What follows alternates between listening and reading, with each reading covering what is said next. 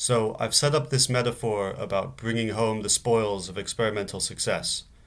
So this leads us to the question of where were those spoils won? Was it more in terms of non-relativistic quantum mechanics or more in terms of quantum field theory? And now I'd like you to take this on faith for now, that for non-relativistic quantum mechanics, the pragmatic issues about connecting our theory with our experiments in a proper way to give evidential support, those pragmatic issues I think have all been addressed fairly well in terms of measurement chains and the Heisenberg cut. But for quantum field theory, I'm claiming that's not the case and we have big trouble ahead. So just please take that on faith for now while we think about these questions. Are the evidential spoils of quantum theory more grounded in A, non-relativistic phenomena and so are easily recoverable, or is it B, that they're more grounded in quantum field theoretic phenomena and so are not easily recoverable, given what we're taking on faith above? Right. I think a lot of people have an intuition that the answer here is A, in which case you might respond to these problems I'm raising about quantum field theory in this way. You might say, perhaps we can't model measurements of quantum particles moving at relativistic speeds, and we can't understand how measurements work regarding the exotica of CERN, but we still have all the other major successes of quantum theory. We have the double slit experiment, we have the spectrum of hydrogen, we have resolving the ultraviolet catastrophe, and on and on and on. There's so many great historical successes of quantum theory that really build its reputation and its evidential support, and the reason we should take it seriously is all those things. Those all have non-relativistic phenomena at their core, and so we have good reason to claim that we have evidential support from those great successes. I want to stress that this would be a bad situation. We're missing out on everything that happens at CERN. We're missing out on the standard model. We're missing out on the G-2 experiments and all that great stuff. But it's reasonable to say this might not be a foundational crisis if we still have access to many of the hallmark successes of quantum theory, right? So a bad situation, but not a foundational crisis. Unfortunately, I think we rather have option B, which given what I've said above is deeply troubling. I think that in particular explaining all but maybe a small corner of quantum theory's experimental successes unavoidably involves quantum fields, and in particular modeling parts of our experimental apparatuses using quantum fields. David Wallace recently gave a talk, and in it he said, quantum field theory is not just for the esoterica of CERN. Quantum field theory is what we need to understand the scattering of light in the sky. The title of this talk by Wallace was The Sky is Blue and Other Reasons Physics Needs the Everett Interpretation, and you can find it on YouTube. What he's arguing for here is that, after all, the Everett interpretation and Bohm and GRW are not evidentially equivalent. They're not equally supported by the evidence, and therefore we have to go to non-empirical criteria to tell the difference between them. It's not that, says Wallace. He argues, like I do, that many of quantum theory's experimental successes involve quantum field theory in some fundamental way, and so to really explain them and to properly get evidential support for your theory from them, you need to be able to have access to quantum field theory. And this is something that the Everett interpretation can do, but according to Wallace, the Bohm and GRW theories cannot do. And so Bohm and GRW don't get to claim evidential support for most of the experiments confirming quantum theory. Right? That's what Wallace is arguing for in that talk. I'm just taking this central claim about theories unavoidably involving quantum fields. This is the way we're arguing together. But his talk was very interesting. So anyway, and it's an inspiration for this section of the talk. He gave some examples in that talk, which I have adapted here for my own reasons, for my own purposes. Right? Anyway, so if, as Wallace and I think, we rather have option B, then without a satisfactory link between quantum field theory and our experiments, then we risk losing the whole of quantum theory's evidential support, or almost the whole, and maybe its physicality too, right? So problems with interpreting measurements in quantum field theory threaten to undermine our support for quantum theory as a whole. Okay, I'd like to convince you of that. As a first example, let's consider one of the first major successes of quantum theory, which was resolving the ultraviolet catastrophe. There was an issue where classical electromagnetism predicted that thermal bodies should radiate infinite amounts of energy, particularly much in the UV. And so this is obviously a problem. We don't see that happening. Planck had a solution to this, and it was for him to assume that the electromagnetic radiation can be only emitted and absorbed in discrete packets, with the change in energy of the atom equaling the change in energy of light, equaling h bar omega, where omega is the frequency of the light in question. Right? So Planck makes this assumption, he does some calculations using this assumption, and he gets out the spectrum for his revised theory, and it exactly matches what we see in experiments. He's tamed the divergences, and everything's looking great. So that's a real great success of quantum theory. This is where h bar and Planck's constant come from. This is the first time they were ever used or calculated. Right? However, today, this assumption that Planck made, we no longer view it as an assumption. Rather, it's a result that's derivable from quantum field theory. If you have a free quantum field with a linear equation of motion, then you can get out this E equals h bar omega result, and the delta E atom, delta E light thing may look like it comes from energy conservation, but really to have a proper explanation for how that happens, we need to talk a lot about the light-matter interaction. Right? So both of those we're going to say we need QFT for.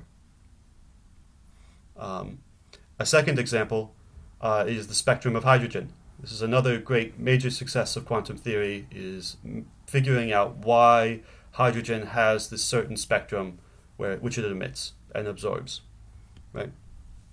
And you may be thinking, and you would be right to think, that the spectrum of hydrogen can be computed entirely using non-relativistic quantum mechanics.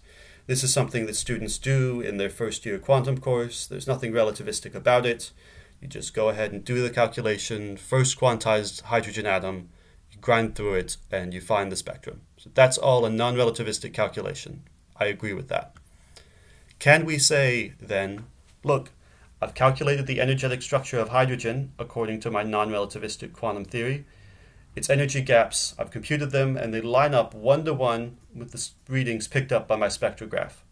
Okay, case closed. So we have this pattern we found in our theory, and we found the matching pattern in the lab, and we put them together and say, hey, look, these are very similar, yeah? So does that explain the experiment? Do we get to claim that's a confirmation of quantum theory? No, I think we have to do a little bit more work than that. Firstly, spectrographs separate light based on frequency. So we're really comparing frequencies with energies, naively. To connect this with energies, you need this energy of light equaling h bar omega, which I've already argued is a result stemming from QFT. And secondly, a lot more is going to need to be said about the causal mechanism, i.e. the light-matter interaction. How does this spectral emission work? We may have these energy structures lining up in the atom and in our spectrograph if we take h bar omega equaling E, if we take that as an input. But still, how does the light get out of the atoms? How does it travel across? How does it get detected by the spectrograph? I mean, we're going to need explanations for all of that. And parts of that could be done classically, but atoms absorb and emit individual photons. And that sort of thing can't be studied classically when you're dealing with individual photons. So I think we're going to need some quantum theory about how that light works. And here's a very important point. There is no such thing as non-relativistic light. I'm sorry, the word order is a bit messed up here. There is no such thing as non-relativistic light. Light has a mass of 0, and it always travels at the speed of light. Light has a mass of 0, and so any energy scale is above the pair production, energy of light.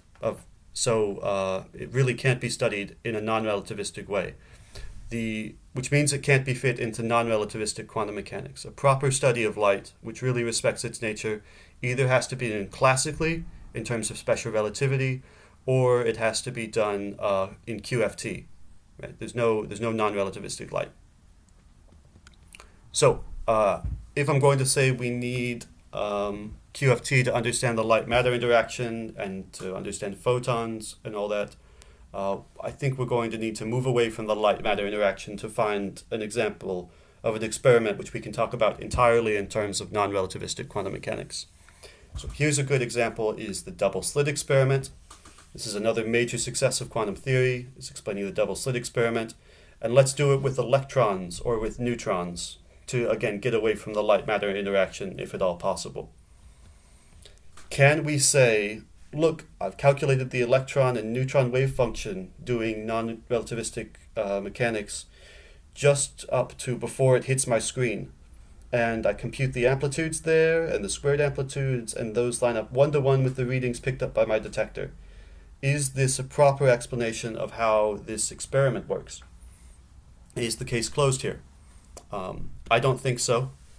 Suppose we're doing it with neutrons, then I have a question for you. How did the neutrons get excited? Where did your neutron beam come from? It turns out that in practice we get neutron beams by fusing isotopes of hydrogen together. So there's some sort of fusion experiment or fusion protocol going on at the start of your experiment which produces a neutron beam, right? And you're going to have to use relativity and QFT to study this. And then after, I'd like to know how are your neutrons detected. Neutron detection is very difficult. They're neutral, so you can't do it by electromagnetic means. They don't weigh enough to be detected by their gravity. It turns out that neutrons are detected by nuclear decay, by sort of beta decay and things like this, right? And I think you're going to need quantum field theory to describe that. So while you can do that middle part of the experiment non-relativistically, sure, how did the initial conditions get set up? And how does the detection work? I think in these two cases you're going to need QFT. Okay, let's consider next the electron. How do the electrons get excited if they're coming through this double slit experiment? One option would be shining a laser on metal. But again, I think we're going to need to describe how photons work and how the light-matter interaction works if we're going to get a proper explanation of that. I think maybe you can do it with a cathode ray tube. A cathode ray tube, you have a bit of metal which you heat up, and then electrons start to jump off of it just from their heat. These are picked up by what can be treated as a classical electric field, which accelerates them, and then they get moving in that way. Right. So I think cathode ray tubes you can probably describe entirely using classical electromagnetism and a non-relativistic treatment of electrons. So I think that's all fine. Maybe you can get a cathode ray tube described without QFT. And how are the electrons detected then? If you say the electrons run into a fluorescent screen, I'm going to have more questions about the light-matter interaction and how all of that works, right? To really understand that detection process. There is another way of detecting electrons, which is by avalanche detection, where you have one electron moving very quickly through a semiconductor, and it knocks other electrons out of their valences, and then they start moving quickly as well, and you get this sort of cascading avalanche of electrons knocking electrons out of their orbitals and moving things around. So I think maybe this electrons bumping into electrons picture can be fleshed out in a satisfying way in non-relativistic terms. So maybe you don't need quantum field theory for that. So I'm not saying it's impossible to do experiments without quantum field theory. I think if you set up a double slit experiment starting with a cathode ray tube and doing your detection by some sort of avalanche detection method, I think maybe you can explain that whole experiment in relativity. But it's quite a specific setup, and I'm not sure anyone's actually done that experiment. So you may have to gerrymander things, but maybe you can get around this. This is why I'm not saying all experiments need quantum fields. Just I think most of them do, and you're going to have to twist yourself around to find ones where you don't. Right. So, to summarize, while I think many experimentally relevant calculations can be done in terms of non-relativistic quantum mechanics, the route from these calculations to our experimental observations, when we consider setting up the initial conditions and set up the technical process, the detection process, I think once that whole experiment is has to be modeled, I think almost always we're going to involve quantum field theory at some point. And again, almost always. I'm just saying it's much more prevalent than you might think it is initially. And so without a satisfactory understanding of how to model measurements that involve quantum fields, I think we're at risk of losing the whole, or almost the whole, of quantum theory's evidential support, and maybe its physicality as well. So here we are in the outline. I've talked about where the experimental spoils were won. Hopefully I've convinced you it's at least much more in QFT land than you might have originally thought. Now, what blocks these spoils on their way home? Why is it hard to model measurements involving QFT? Why don't the textbook models work?